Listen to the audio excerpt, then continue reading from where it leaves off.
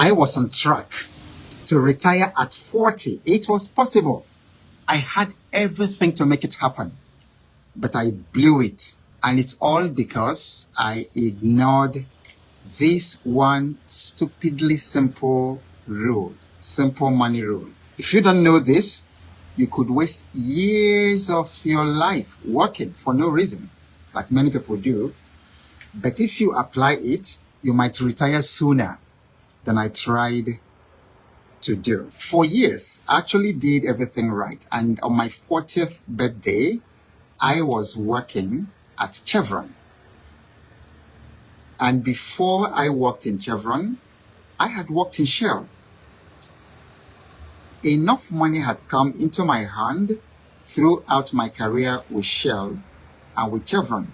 Enough money had come into my hand for me to retire at 40, because I turned 40 in 2005, 2nd December.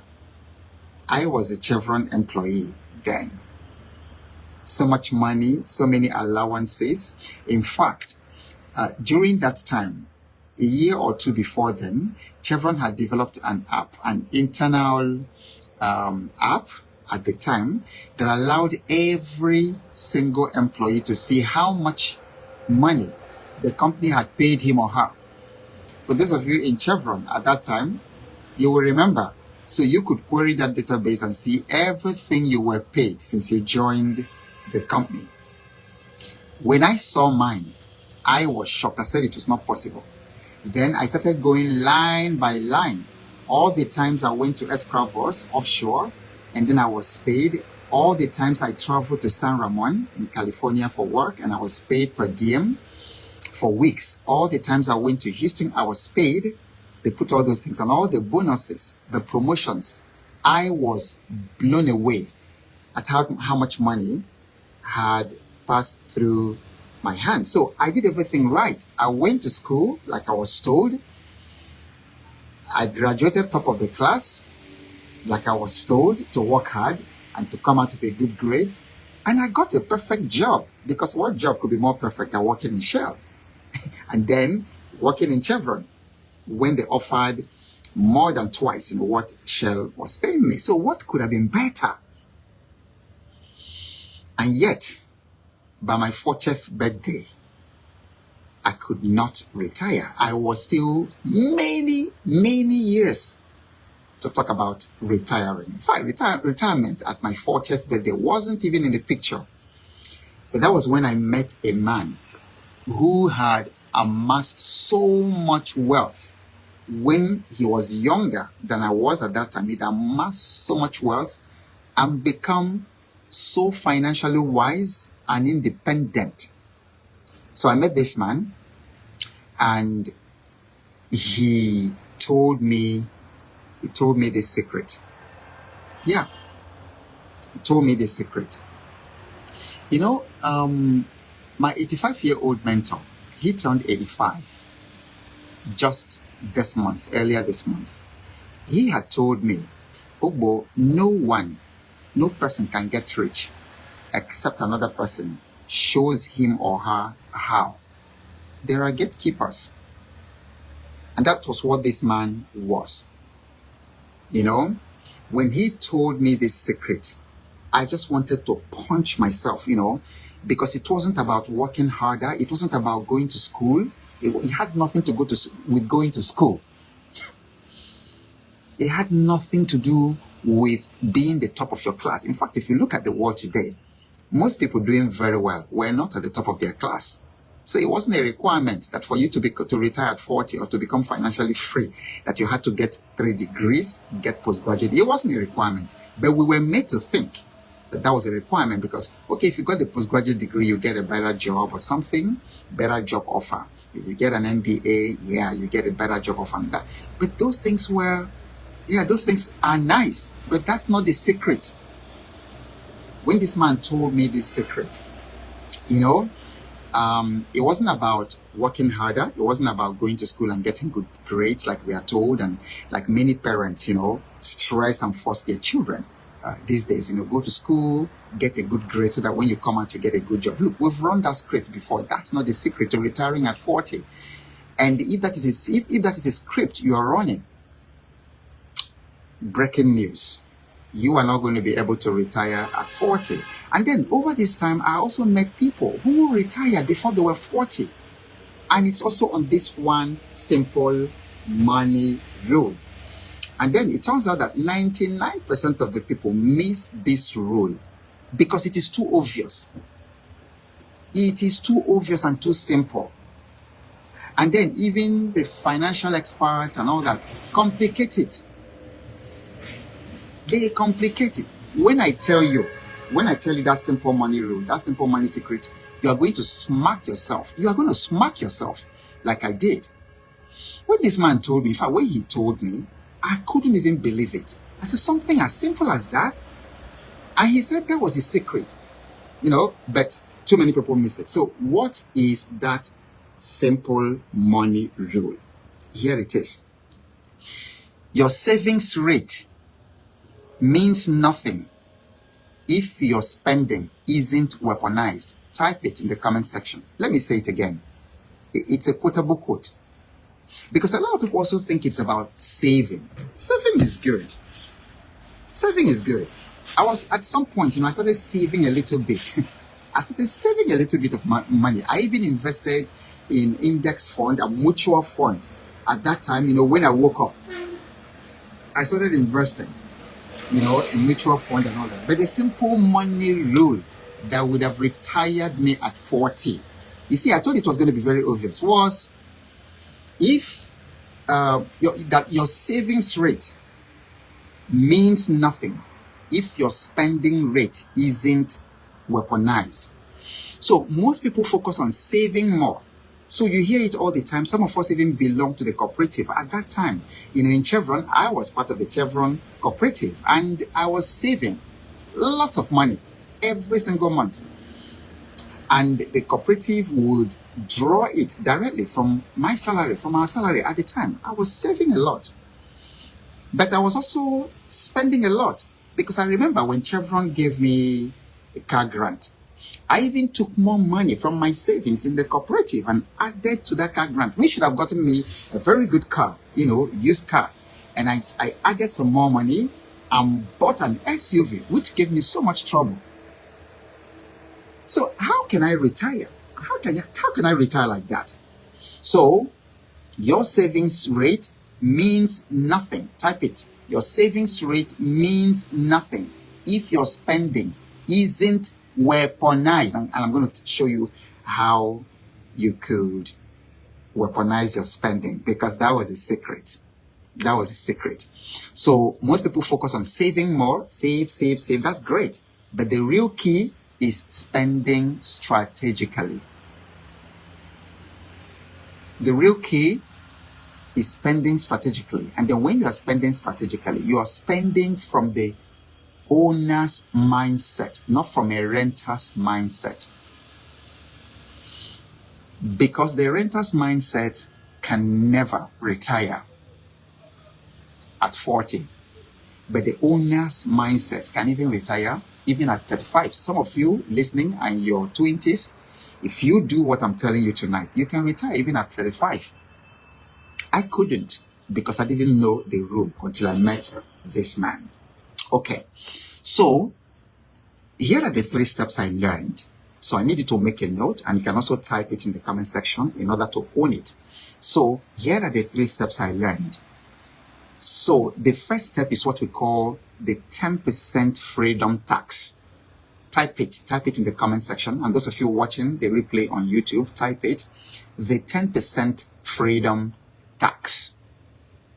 Okay, so most budgets tell you save first. That's what they say. They say save first, but that's wrong. You pay your future self first. Big difference. Big difference. Pay your future self first by buying assets that pay you. That is the secret to retiring. It's not working hard. It's not just saving money. or joining the cooperative. You know, so pay your future self first. In fact, when I met that man, you know the first question he asked me?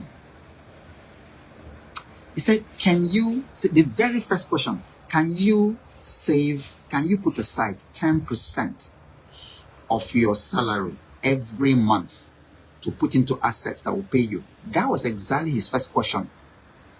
I said, only 10%? I said, I can even do 75%. He said, no. 10% is okay. Second question he asked me, are you living in your own house or are you renting? I said I was renting. Because that was a big problem that many of us, big boys in Chevron, that's the problem we had at the time. Many of us, or let me talk about myself, because that's why I couldn't retire. I didn't listen to that man's advice because I was looking to buy a house at Ikoyi. For those of you who are not Nigerians, listen to this. So Ikoyi is like the highbrow. Like places, houses in Ikoyi are more expensive than most houses in the United States. And then if you've been online, you've been seeing houses in Ikoyi and Banana Island going for $3 million, $5 million. So at that time, it was expensive, but not in the millions of dollars yet. And I was also looking at buying a house in VGC. And I remember at that particular time in the early 2000s, houses in VGC, Victoria Garden City, in Lekki, were going for like 120 million, 150 million, 180 million. Today is like in the hundreds of millions. And I was saying, no. I can't go buy land in all those suburbs because I'm a big Chevron boy. How can I be living there? You see, but our junior staff, we used to call them junior staff, and then the casual workers, like the drivers, at that time, they were buying plots of land at Ejibo, at Mowe, at some of those outskirts of Lekki. And they were living in their own houses. But I was a big Chevron boy. How can I live in places like that? See, but those guys were better than us. They were better than me. Yeah, I was living in a big place. Later we moved to the GRA. Living in a big place, paying big money. But I was renting. It wasn't my own house. I did not listen to that man. You see why I didn't retire at 40 and why you shouldn't make that mistake. So step number one is that 10% freedom tax. It's called freedom tax because it is your freedom. You're paying your future self. And what do you do with that 10% freedom tax specifically? You don't use it to do charity. You don't use it to do as Shoebi. You don't use it to throw birthday parties. No. What you do is you buy assets that will pay you. Assets that will pay you dividends, rentals, royalties. Okay? So, if you earn, let's say, $1,000 a month, then it means that $100 will go to income generating assets. Underline that. Type it and underline it. Income generating assets. That is what's going to save you free. If you do not have income generating assets, if you do not start building it in your 20s and in your 30s, you are not going to retire at 40. You won't even retire at 50. How many of us in our 50s have retired? How many? There are people, I meet people in their 60s. They can't retire. And I tell you, the energy you have now that you're 35, now that you're 38, now that you're 30, it's not going to be the same energy, except, of course, you're someone like us, because I'm 60. I still have the energy my energy is bigger than some of you 30-year-olds and 25-year-olds. But generally, you're not going to have that kind of energy at 65. So if you don't develop those income generating assets right now, forget retirement. It's not going to happen. Not going to happen, okay? All right, then step number 2. So that's step number 1, the 10% freedom tax. Step number 2, the expense to asset swap. Type that. The expense to asset swap. Swap, depending on where you come from, okay? So it means that every dollar, every naira that you spend should either disappear, that is expenses, or it should come back, that is assets. You know, another concept I learned from the prophet Isaiah. He was a Jewish prophet that lived maybe 3,000 years ago or so. So there was a very powerful financial lesson that Isaiah taught me. He said that everything that comes into your pocket has two components. Every money, every income that comes into your bank account, into your pocket, has two parts. There is the seed, and then there is the bread. So he said that God gives his seed to the sower and bread to the eater. So your income, everything, every salary, every little catching that comes into your account has two parts, the seed and then the bread. What do you do with the bread? You eat. So that's the sustenance for you, your family, paying utilities and things like that. So sustain your life. So you eat. What do you do with the seed? You sow it. But guess what many of you are doing? You're in your 20s and you're in your 30s. Guess what many of you are doing? You're eating the bread and you're also eating the seed. But you should be eating the bread and sowing the seed. So there is the expense to asset swap. Every dollar you spend should either disappear, expenses, or it should come back to you as assets. All right. So instead of buying 30 million naira car, which loses value, why not buy a 30 million naira rental property that pays you 3 million a year? You see what we call the expense to asset swap. So instead of, I know that many of you like cars. Nigerian youth like cars. Car is like the biggest achievement for a lot of young people. So I put up a video saying, don't buy a car until you have bought a plot of land where you are going to build. And I received so much resistance. No, I'll buy a car. Car helps me to package myself.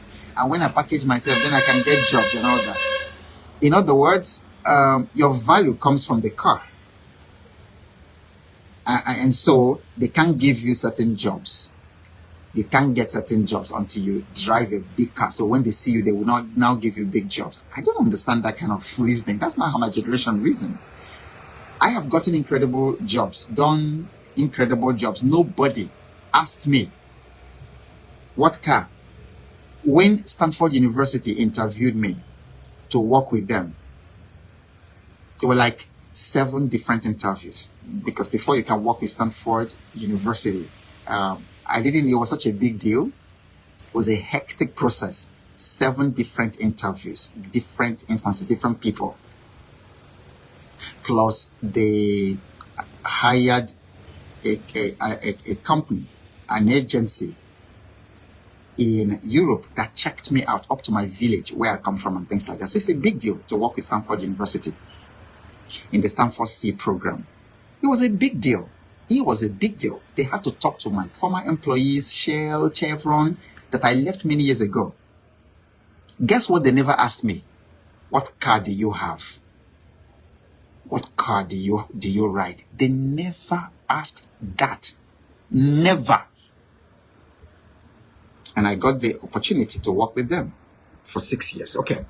So expense to asset swap. So instead of buying that 30 million naira car, instead of buying that 30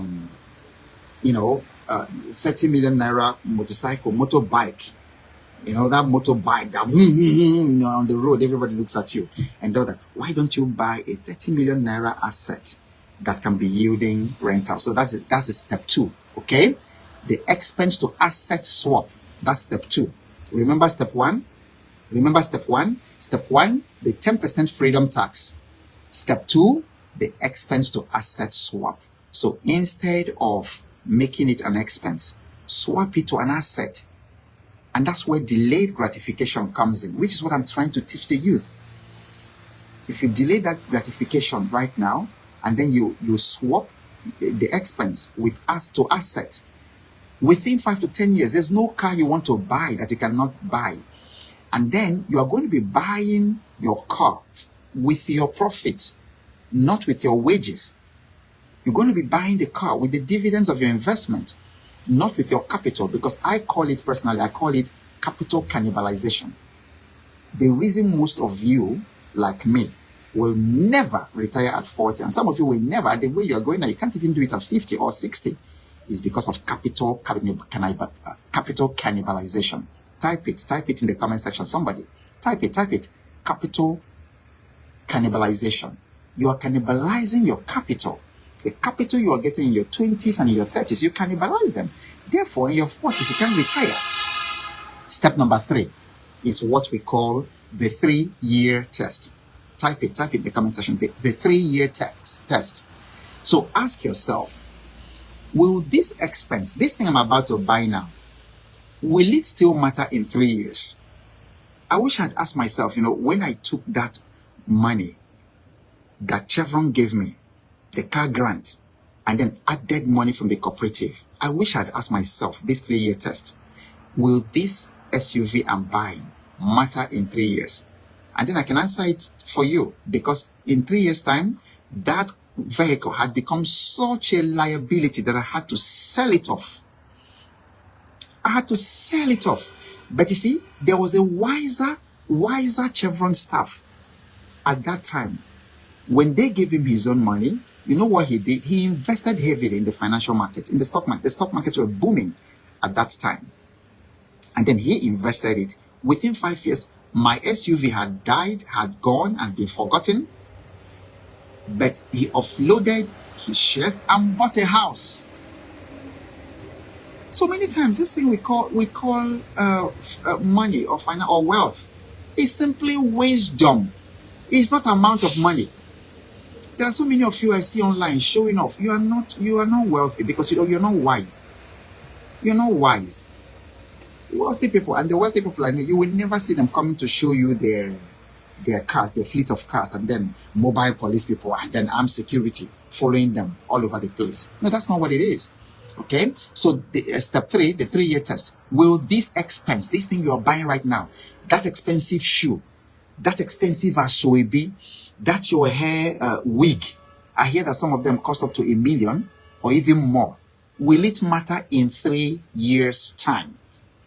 All right. So, and then all this most urgent spending like new phones always fail the test. If your all this new phone, okay, iPhone, I don't know, iPhone whatever they have now, iPhone 17 or 16 or something comes out, must you buy it? Take it through that 3-year test. Will this your iPhone 17 or 16 that you're buying for $1,500? Will it matter in 3 years' time? Okay. So now, I started it a little bit late, but I learned my lesson, and I have been very consistent with my freedom tax. And because I started applying that freedom tax for a couple of years right now, I have watched my portfolio grow. I'm not a rich person yet, but I'm well on my way. And because I implemented that advice, we have been able to get a place that we call our own. So I'm no more renting or wanting to buy in VGC. Okay, so what are you going to do about this? So if there is one thing that you're taking away from tonight's coaching session, let it be this. Stop obsessing with savings and start weaponizing your spending. Start weaponizing your spending using the 3 steps I have taught you, and then grow yourself, your income generating assets that will drive your financial freedom. All right, so this is just a little bit, an iceberg of the things you get when you join the Financial Freedom, the Financial Fitness Challenge. We are currently enrolling for class 5 of the Financial Freedom, Financial Fitness Challenge. You got to come learn practical skills, practical implementation on how to earn money, how to manage money, and how to multiply your money. And then you need to build a system for that. If you're 30 or 35, you should already have had a system for doing these three things. And that's what we're going to be talking about during the Financial Fitness Challenge. The other thing we're going to talk about is getting you to start investing in the financial markets, because many of us are not even aware of the financial markets, the stock market, the forex market, cryptocurrency, and all kinds of things. And that's where a lot of people in modern times are using to make a lot of money and to manage their money and to plan for their retirement. And so many people through the financial markets have retired very, very early, much earlier than 40. So the Financial Fitness Challenge is 125K, Nigerian K, or $125. But we are running the early bird right now, which gives you 20K off at only 105. So if you would like to enroll immediately after this, so that you can begin to implement the 3 steps that we talked about today, and you have access to the worksheets that will allow you to implement it, not just to hear it. DM me right now and say, I want to enroll. Just send me a message right now and say, I want to enroll. Send me the payment, the enrollment details, and then I will send you exactly that. So I hope tonight has been very, very valuable for you. I'm going to see you exactly the same time tomorrow with another mind-blowing session, very practical session, to help you to overcome the psychological barriers that keep you from having financial peace. And whatever happens, enroll in the Financial Fitness Challenge right now, DM me right now, and keep showing up, because you have no idea what's coming your way next. And I'll see you exactly same time tomorrow.